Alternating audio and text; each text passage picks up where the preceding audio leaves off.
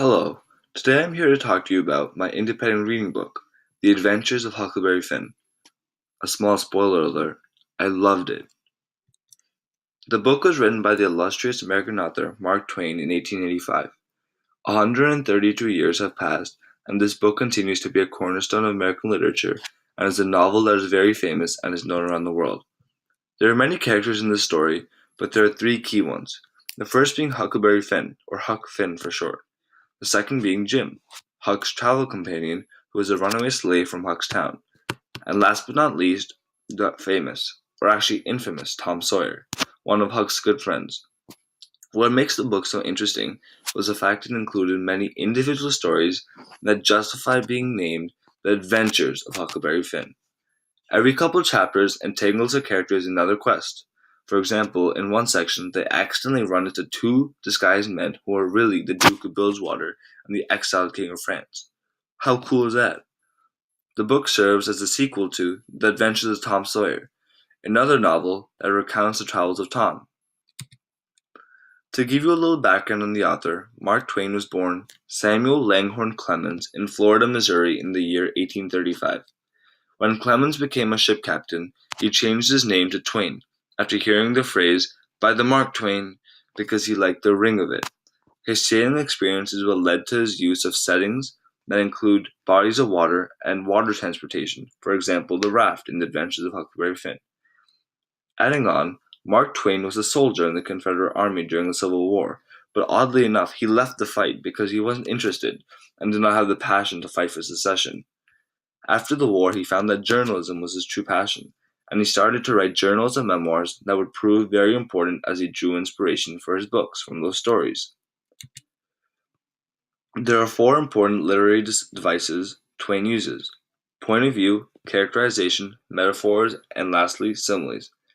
The book is written in first person with Huck's point of view. The purpose of this is to give Huck's perspective on this journey because, after all, he still is a child and is relatively innocent.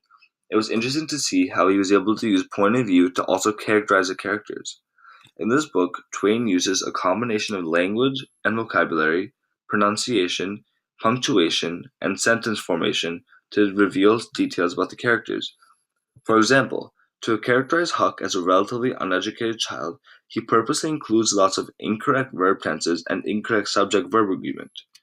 When Huck or Jim would talk, Twain would not only spell words wrong to illustrate the character's lack of the ability to spell correctly, but would also add apostrophes in the place of letters and syllables that the characters were unable to pronounce.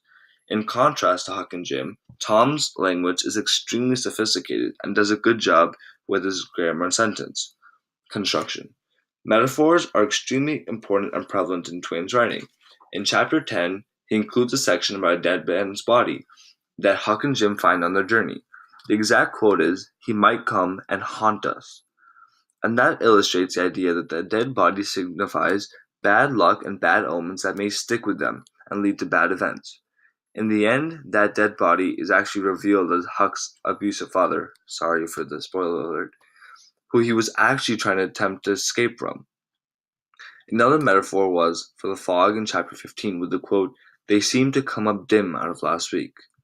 Huck remembers the fog in this quote from a prior chapter and uses it to predict a bad thing was going to happen.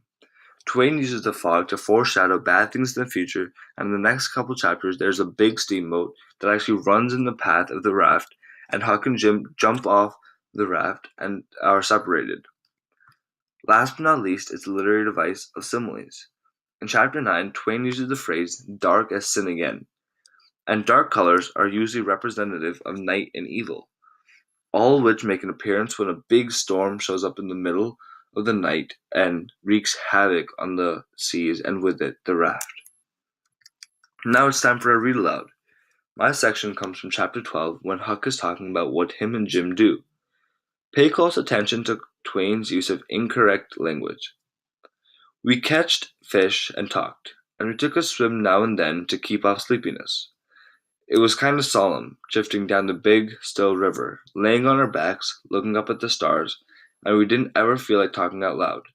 And it weren't often that we laughed, only a little kind of a low chuckle. We had mighty good weather as a general thing, and nothing ever happened to us at all, that night, nor the next, nor the next. This book connects to the concept of the American dream. Huck wants to escape the shackles of his abusive father and lead a more free and peaceful life, and that is his reason for leaving his town. For Jim, he wants to escape the real shackles and escape from slavery, and become a free man so he can earn money and buy the freedom of his family. The book also connects to the books 12 Years a Slave and Uncle Tom's Cabin. I had the opportunity to read these two books for my APUSH class to learn about slavery. These books illustrate the harsh reality of the Southern economic system and illustrate how slavery was morally wrong. They provide a sort of justification for a slave running away from his or her owner. Overall, The Adventures of Huckleberry Finn was a great book that I thoroughly enjoyed. I feel like Twain did a great job with depicting Southern society and the evils of slavery throughout the book to give a modern reader like me a taste of the era. Additionally, each adventure was so compelling and well thought of that the book felt more like a collection of short stories than an overwhelming novel about the antebellum time period.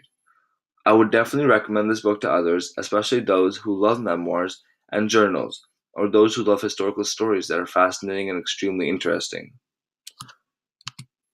Thanks for watching.